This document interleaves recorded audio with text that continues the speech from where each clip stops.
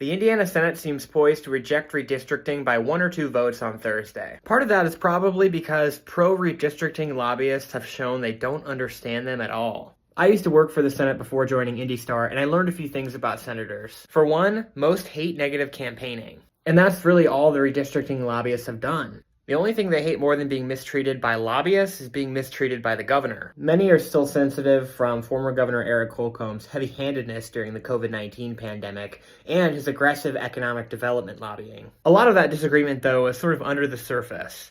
The disagreement between Governor Braun and the Senate has been much more public. He's repeated some of the same errors that he did when he pushed for property tax cuts earlier this year. He tried to strong-arm legislators without the political clout to back it up. Senators gave his property tax cut idea a fair shot, produced a reasonable bill, only to be rewarded by a series of now deleted negative campaign ads from Governor Braun's PAC. He went on to pat the House of Representatives on the back for an amended bill that was much longer, saved homeowners much less, and gave a much larger share of property tax cuts to big businesses. They also know they can't rely on Trump to win elections anymore. At least 2 senators have cited potential poor quality candidates as a reason for opposing redistricting.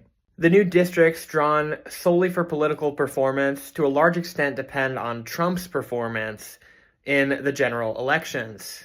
Poor quality candidates can't simply ride on President Trump's coattails anymore. And finally, a lot of them are wary of Indianapolis's influence. The map drawn by an outsider would vastly increase the power of Indianapolis in the Republican Party.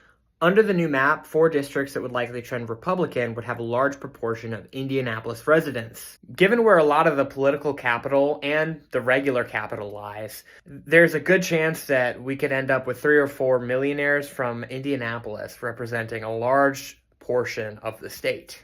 It was only recently that the Indiana Republican Party kind of broke free from the central Indiana establishment. Not sure a lot of them want to go back to the days when Indianapolis interests dominated the party, or Indianapolis Republicans dominated it. In the end, those are a few reasons why redistricting will probably fail.